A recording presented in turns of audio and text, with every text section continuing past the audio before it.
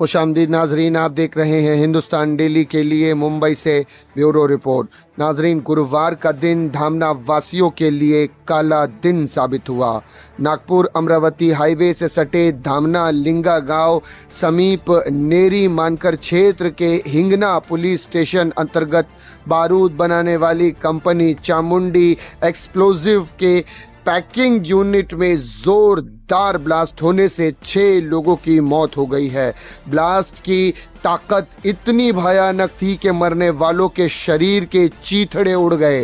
इस घटना से बाजार गांव स्थित सोलार एक्सप्लोजिव फैक्ट्री में हुए ब्लास्ट की याद दिला दी। इस घटना में 9 लोगों की जान गई थी।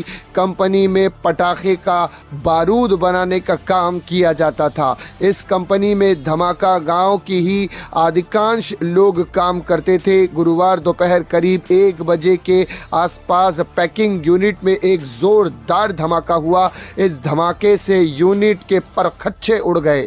जिस समय धमाका हुआ इस समय यूनिट में करीब 20 से 25 महिलाएं व पुरुष काम करने की जानकारी हासिल हुई है, लेकिन घटना के समय लंच टाइम होने से कुछ महिलाएं बाहर पेड़ की छांव में नीचे बैठी थी। अचानक यूनिट में जोरदार धमाका हुआ। इस धमाके में 4 युवतियों समेत एक व्यक्ति की मौके पर ही मौत हो गई है और 3 गंभीर रूप से जख्मी हो गए हैं। गंभीर रूप से जख्मी एक युवती के उपचार के चलते अस्पताल में मौत हो गई।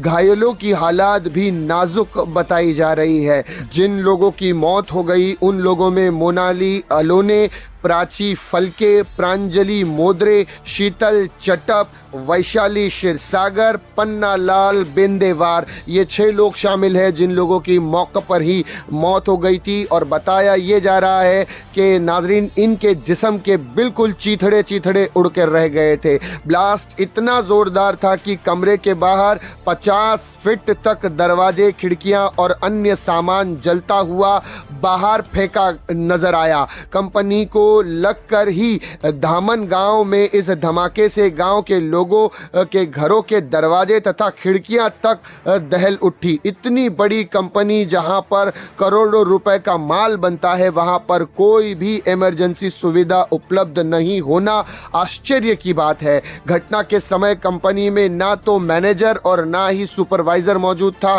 धमाके की आवाज सुनकर ग्रामवासी कंपनी के पास जमा हो गए। कुछ लोगों ने एम्बुलेंस और पानी का टैंकर बुलवाकर आग को बुझाने का प्रयास किया।